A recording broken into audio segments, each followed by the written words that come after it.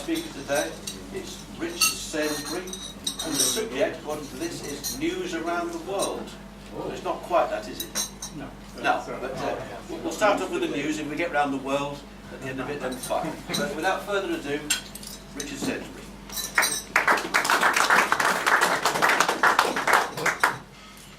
Thank you very much for inviting me here today. Thank you very much for a lovely lunch. And it's a great pleasure to get out of the office for a few hours to talk to you.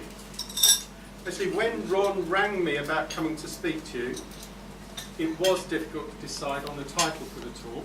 I've actually got on my piece of paper Newsfacts International and any anecdotes.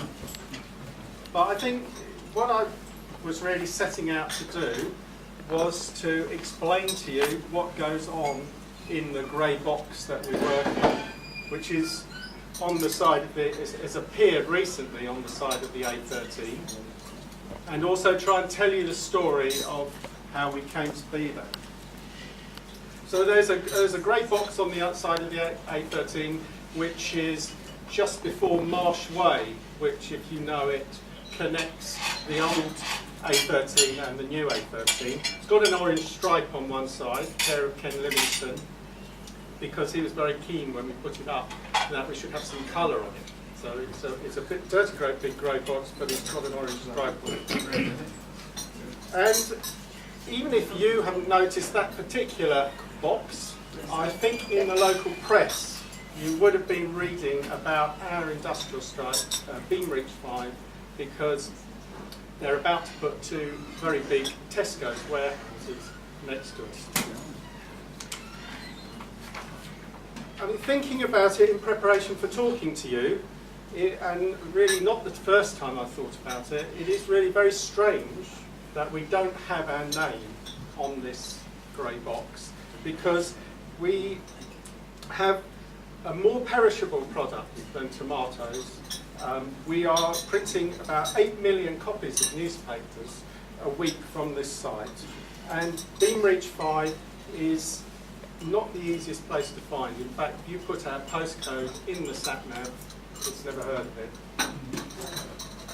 The reason we haven't got a name up is not because we're doing anything very secretive there. We're a contract newspaper printers. We don't publish anything. We're probably the largest independent contract newspaper printer in the country, and we've got another site in Stratford that prints the FT. You might argue, I suppose, that we've got a few things we would like to keep reasonably quiet. It's slightly contrived, this, but we've got at least one surprising combination of publications. We print the Jewish Chronicle, which is actually a very respected publication, quite an old publication, first printed in 1841. And we print the London Jewish News, which I think is now called the Jewish News, but we also print Al-Quds. Now, in Palestine, they've got a daily paper called Al-Quds, and we print the London publication of Al-Quds. And you may have heard the editor of that paper on the BBC, because the BBC get him to talk on any Palestinian issues, Mr. Barry Atwell. Then there's the matter of the left-wing press. I mean, we started Newsfacts in 1988, just after the Wapping dispute, and it was very consciously started as a non-union shop, if you like. But we print the Morning Star, the Socialist Worker, the Socialist, a lot of left-wing press, in fact, Marxist publications. And even for a time, we printed these same publications on the same press as we were printing Mr. Murdoch's Sun and News of the World. Things have changed since then, really, and we do recognise the union now. And in fact, the union have played a very positive and helpful role in our journey out of London to Raynham. The third thing that I thought of that maybe is a little controversial is we did have a brief dip into the pink economy. And we did, for a short period of time, print a gay publication called Thud. I'm not sure if it's still printed, but it became a very good example of that old business adage that 20% of your customers take up 80% of your time. And Thud's constant efforts to push the boundaries of the publishing laws meant we had to constantly monitor their publication, in particular the photographs, for what the MD used to call the angle of dangle. And we also had to put up with the editor being on site a lot. He was supposedly doing quality checks, but he was mostly propositioning our printers with offers to model in the magazine, which, considering how macho our printing staff are, it went down quite well. It's amazing what a bit of flattery can do.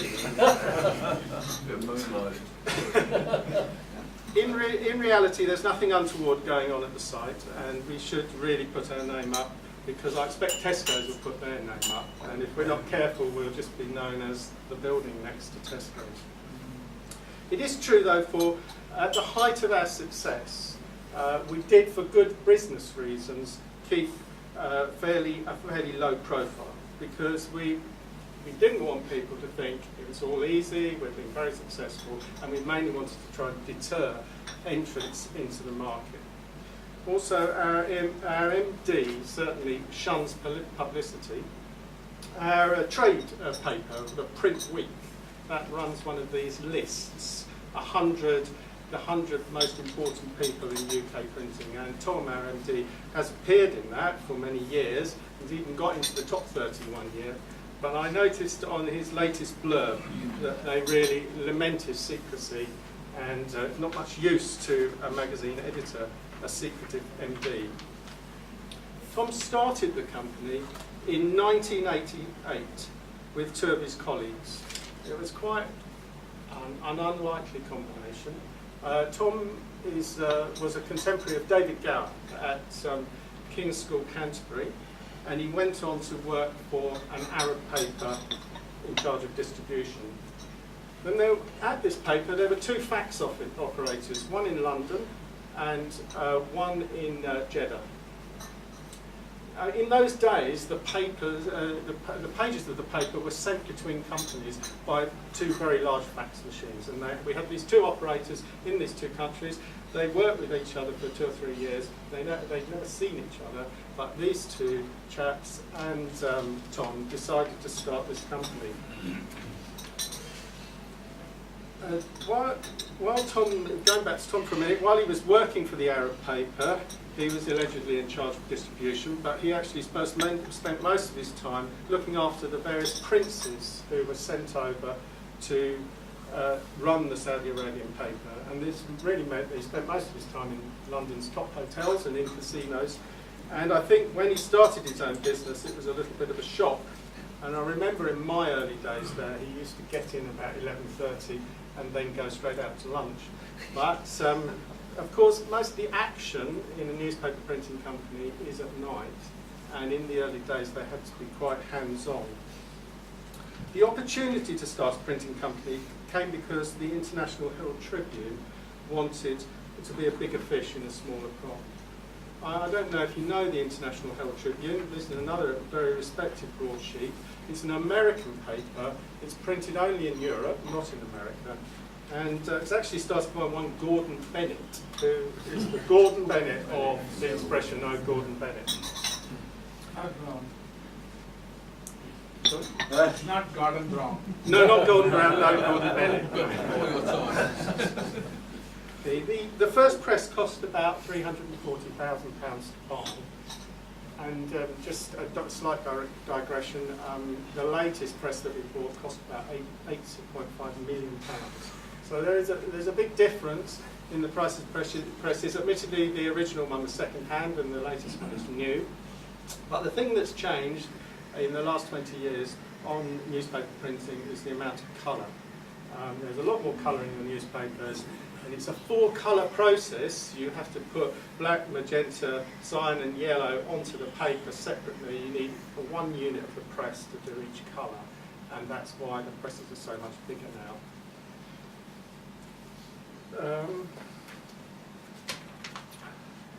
Right, back to the shareholders.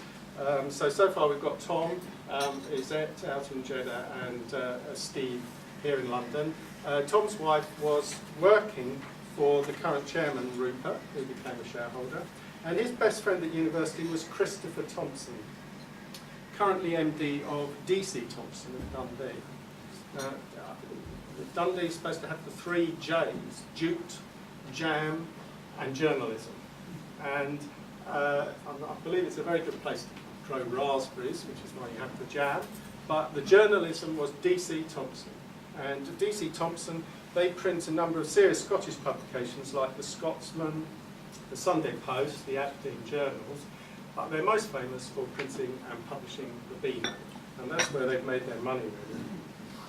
So Christopher was persuaded to buy shares in the company, so DC Thompson are one of our shareholders. The first press was put in Carpenter's Road in Stratford. Now, somebody mentioned Stratford earlier and the trip, and people seem to know it quite well. People probably know Carpenter's Road. I remember the head of production who came from that area said under Carpenter's Road was some of the most contaminated soil in London. And I think, although it started out as an area of freehold farming, providing milk and vegetables to London, it was later very famous for chemical processing. Firms like Jensen and Nicholson who made paint, Usher Water who made printing inks, and of course Yardley's were in that road until they went out to Basildon.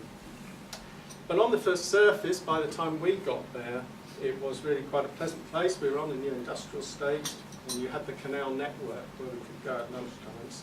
And then for a few years, we had the added excitement of being right next to the big breakfast cottage.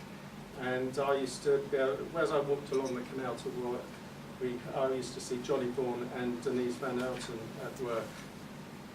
The business model for the company was to win a major daily newspaper contract, use the promised income stream to finance buying a press via asset-based finance, and then fill the press with smaller weekly titles to make a profit out of the press.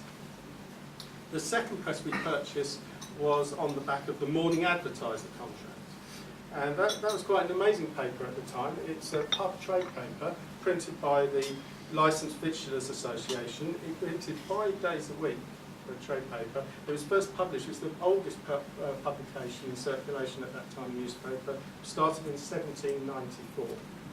It's now a weekly magazine, which is a bit of a sign of the times, really. The third press came courtesy of the Wall Street Journal. Now, with something like the Wall Street Journal, we don't print all the Wall Street Journal copies, obviously. It's mostly printed in the States, but we just print a few copies for the UK. The fourth press came via the contract to print USA Today, which is the only national paper in the States. I don't know if you've seen it. It's quite a smart-looking paper. There's a lot of colour pictures, quite small sound bites, a bit like The Sun, but a bit more serious, the sound bites. And finally, we bought 2 more presses to print the FT.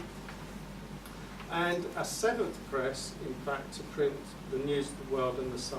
Again, just a few copies, while they were printing most of them at Wapping. It was a bit of a hamster wheel, but everything looked very rosy.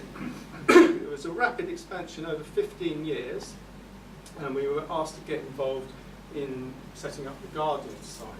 I don't know if you remember this one too. A lot of the publications like The Times and The Independent went over to being tabloids. The Guardian were looking for a gimmick to follow that, but not do exactly the same, and they decided on a Berliner format, which is a sort of European-sized paper. And they had to put £30 million worth of presses in order to print this, because these big machines, they're not that flexible really. You've got paper going through it. You can vary the width of the paper, but the other side, the size of the paper, the chop off as it goes through, that is a set distance. And so in order to print the Berliner format, they had to put in new presses. And in fact, that's just about bust the Scott Trust, that investment. We were very helpful to them, really. We found them a site, we helped them set it up, and then they chucked us out, actually. Anyway, rapid expansion, a successful picture, but a storm was brewing. It was a very innocuous beginning, but it ended with an amazing fight for our livelihood. Out of the blue, a gentleman from the LDA arrived at the door asking questions about our business and wondering aloud whether we'd like to move. This was 18 months at least before the Olympic aid went in. I actually spoke to this gentleman, and we didn't want to move, but I went through the whole problem of moving with him in a very painstaking way. And if you think about it, most of the papers that we printed were daily papers.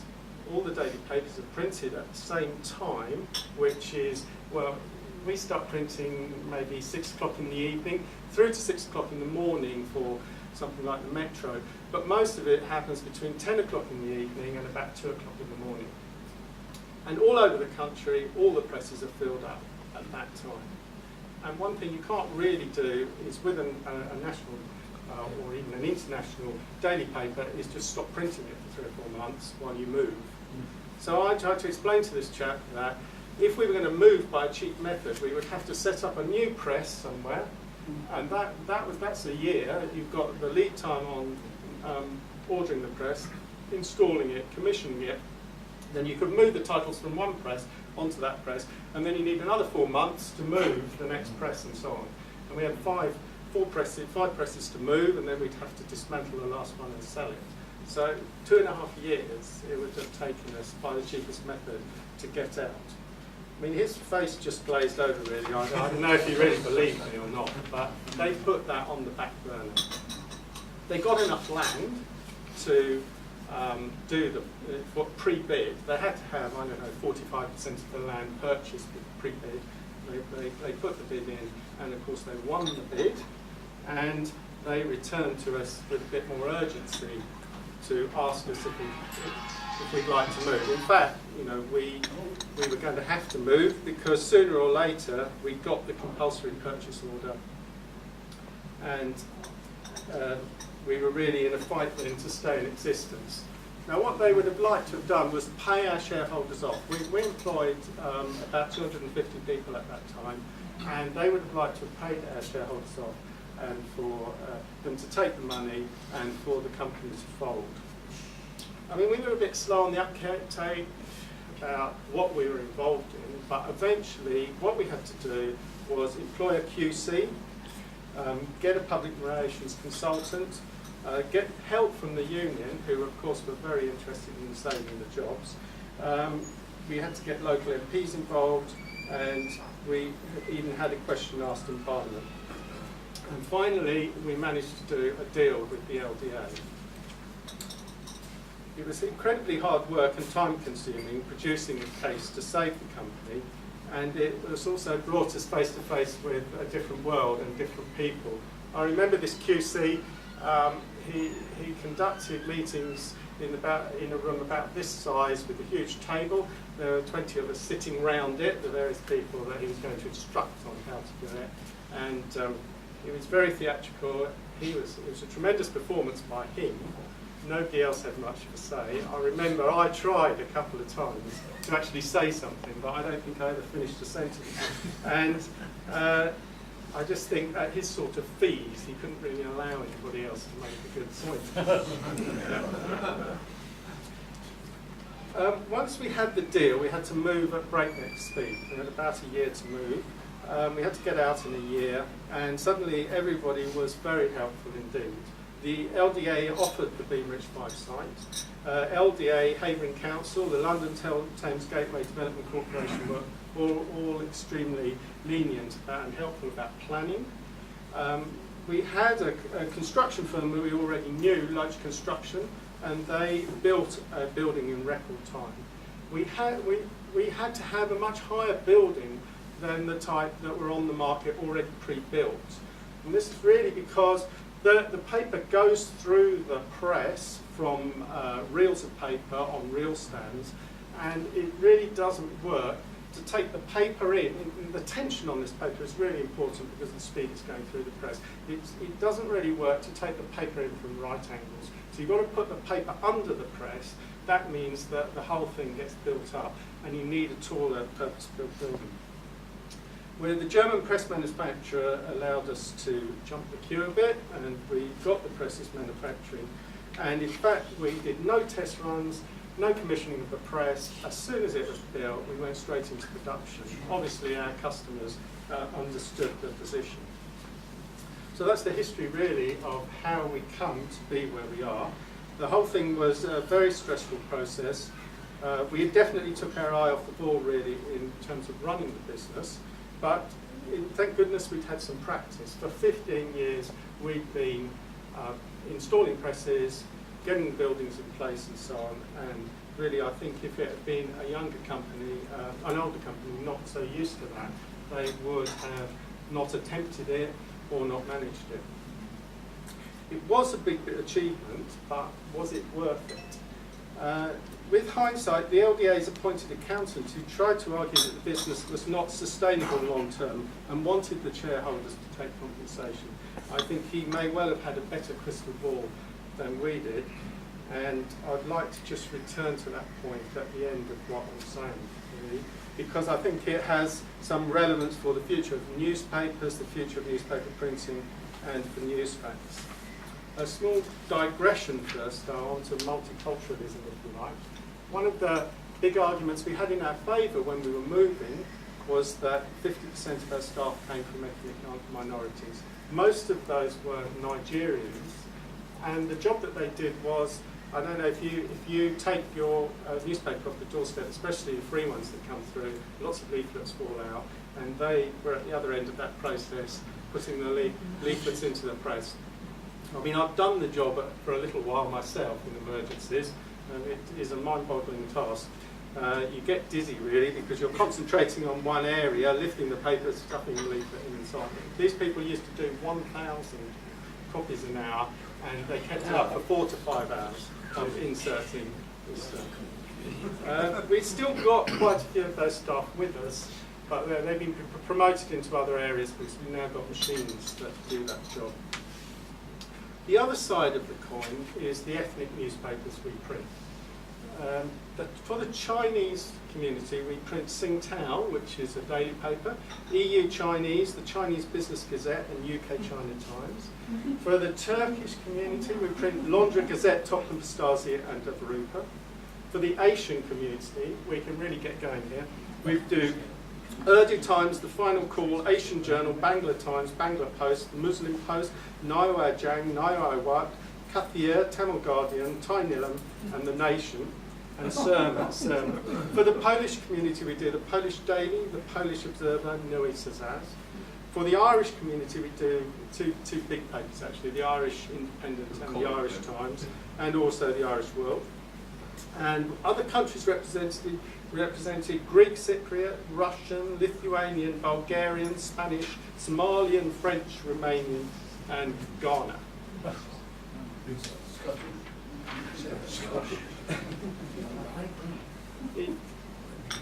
It's probably a sort of area of the press that you're not that aware of, but most of these titles have got quite small circulations, and they're a very important part of our business and an important part of communication within these communities.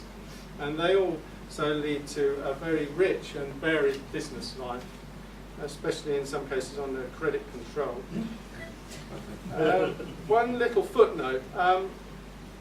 Until recently, we were printing copies of 2 of the biggest newspapers in the world, and that is Yomiuri Shimbun and Asahi Shimbun. And those are the 2 Japanese papers. They have the largest world circulation, and we really lost that business recently. One of them's about to go in a few weeks, one's already gone, because of the high-speed channel train that goes past the back of our building, because they can now print in Brussels and get the papers back here in time, and they don't need to print in the UK anymore. No. So finally, just a very short discussion about how we've fared since moving to the A13 and what the future has in store. To start with, everything looked like it was going to carry on the same. We got a chance to bid for the Metro contract. That's probably the biggest contract that was going to come onto the market in the next 5 years. Because most of the large newspapers are printed, the people who publish them, they also print them, like News International, for instance. We did manage to win that contract at a very cheap price, admittedly. And on the back of that, we were able to buy yet another press. It cost us about 8.5 million. It was a press 3 times as wide as the ones that we've had so far. And it's capable of printing 85,000 copies of a 96-page paper, full colour throughout, in 1 hour, or about 1,500 copies per minute. So about 50% of the papers that we now produce at that site on the A13 are metros. And I think this was the indicator of the first of the trends that I'd just like to say a tiny bit about, and that's free newspapers. You probably know about the Evening Standard that's gone free. I think the Independent's going free. But we also print, apart from the Metro, we print the City AM, which is a very successful free paper that's given out in the City of London. All of these papers have to survive on advertising revenue alone because they're given out free. Unfortunately, taking on the Metro contract and buying a new press coincided with the beginnings of the credit crunch and also big changes in the number of presses available in the south of England. At Broxbourne, News International opened their new site where they invested in 12 of these new triple width presses that I'm talking about. And the Trinity Mirror also put several of these presses into their site in Watford. Suddenly there was a massive amount of new capacity in the market and prices have fallen, and good, straightforward really supply and demand economics. And on the demand side, I remember when the internet first got going, people were talking about it taking 20 years to have a real impact on life. And I think we must be nearing that watershed, as the internet is certainly having a major impact on younger people's newspaper reading habits. Increasingly, buying a newspaper is not on younger people's radar. All round, we've certainly been hit hard by the industry trends of lower advertising spend, weaker demand for newspapers, and excess capacity in the market. And this is where, perhaps, if we had our own internal newspaper, which we don't, we would have the headline, "Saved by the Beano," because really the only reason we now survive is because of the money that DC Thompson and another couple of shareholders with fairly deep pockets have invested back in our business, and that DC Thompson now own a much bigger percentage of the business. What does the future hold? Are the management resourceful enough to survive and keep the business going, or are we now too battle weary? Well, I think we have been hanging on a bit for the last 18 months. We've taken our pay cuts along with the rest of the staff. We've had our redundancies and our cost-cutting exercises. And firstly, I think we need a little new blood. And John's come along with me this evening. He's one person who's joined us as a sales manager.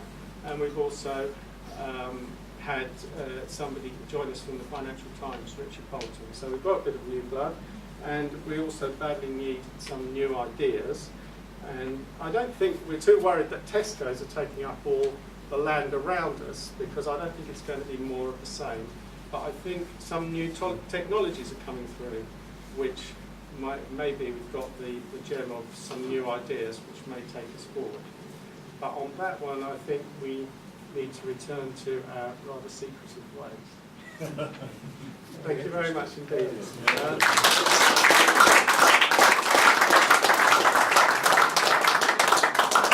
Questions? Yes, sir. Listening to what you said, it sounds as though your presses are running through the night, full stop, to meet deadlines. What contingency plan do you have in the event of breakage? I mean, do you have a spare press that you keep just to offload onto if you get a problem? No, we don't. You don't? Cool. Obviously, we've got engineers on site. Yeah. And quite often, I mean, the sort of thing that happens very often is this high tension paper that I'm saying is going through the press, it breaks. It's got a web break, and the press will go down, and actually the paper gets wrapped around the units, and you've got to get it out again. But, you know, I mean, even with a mechanical fault, usually we get the press up and running within half an hour to 3/4 of an hour. Obviously, we've got quite a few presses, so we can move a job from one press to another. But on a job like Metro, we are under tremendous pressure. It's running on 4 presses. It starts at 10:30 in the evening. We have to get it all finished by 5 o'clock. And the only real contingency we've got is we'll move some to the other site, and then in fact, Associated Newspapers, they've got their own presses that are producing the Standard and the Daily Mail, and they might, in an emergency, take a few copies. But they've only had to do that twice in the last year. So most of the time, one way or another, we get the papers out. But it's actually, I mean, I think this is one of the reasons that the printers like the job. Is it's the sort of job where you know, you come in, if something goes wrong like that, it's very exciting. I know you're under a lot of pressure, but it's exciting. And then at the end of your shift, when you've managed it, that is the end of that. You don't have to worry about what you did yesterday or something, because it's always the next day that matters. You're only as good as the last day, it's the next day that matters. And some people like working in that environment, where it's all very instant, exciting, and then you move on. How many people are employed in your place? Now we're down to about 120 people. That's all. Yeah, 120 people, and about 60 of those are printers. So we've made quite a few redundancies in recent times, and we also contracted out some labour. So we've actually got more people in the building than that, but we don't employ them. So. Yeah. Is the cost of maintenance fairly high on the machines? Are they fairly economical? Well, they are quite high, and see, quite a few of our machines are quite new now, and in the first 2 or 3 years there isn't a big problem with that maintenance, but the presses that we put in the middle of the 1990s, they do cost quite a lot to maintain. Are they sort of checked over during the day? And then Yes. Or in any downtime, Yeah. really. We have people working on maintenance the whole time. You mentioned about the growth of the freebies, and I'm particularly concerned here in the independent maybe government of freebie. I frankly don't understand the economics of it. I understand it's due to they are based on advertising. Nevertheless, we are in a recession which could well get worse. And in a sense, it seems to me they're committing suicide, that the papers will not last, the Standard won't last, the Independent won't last, and we'll not have them. Is what is happening, or is there a brighter future which I don't see? Well, I'm not sure. I think that there is a lot of truth in what you're saying. I think there's a lot of things that the major newspapers, because they've been hit, the newspaper publishers have been extremely successful in this country for a long time. They've been making a lot of money for many years. And now, with the internet and people, a reduced interest in reading newspapers, they're not making the same sort of money. And maybe some of the decisions they've made have not really been that wise. You know, Rupert Murdoch's trying to go back on his decision to provide free information on the internet. And with the free newspapers, they just, in terms of competition, the first person who did it thought that it was a good idea, but of course everybody followed. In fact, Associated Newspapers, they paid us for a year to do nothing, to keep the press slot open, in order that either a rival couldn't print on it at a specific time, or they had the option at any point to go into production of a free sheet of some sort. So it's very highly competitive, and they may well have made a big mistake. I don't know. But I think Metro's a bit different, isn't it? Because to a certain extent, it is a new market. I mean, there are X number of people who would have bought a daily paper in the morning, and there are lots of people who wouldn't. And now, at least, you're picking it up. I mean, one copy of Metro is probably read by 3 or 4 people, because you just leave it on your seat, and then the next person comes along and reads it. And from the advertiser's point of view, that's quite good. That must be affecting your dailies, mustn't it? Any other questions? Sorry. Now, before a vote of thanks is given to you, Richard, I think I should inform the club that unlike any of our other speakers, Richard has given this club a very generous donation for our charity.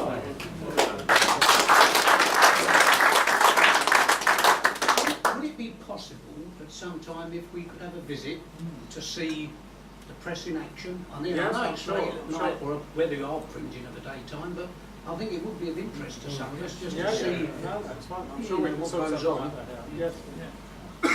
Yes. Yeah. Call upon Alan now to give out our thanks.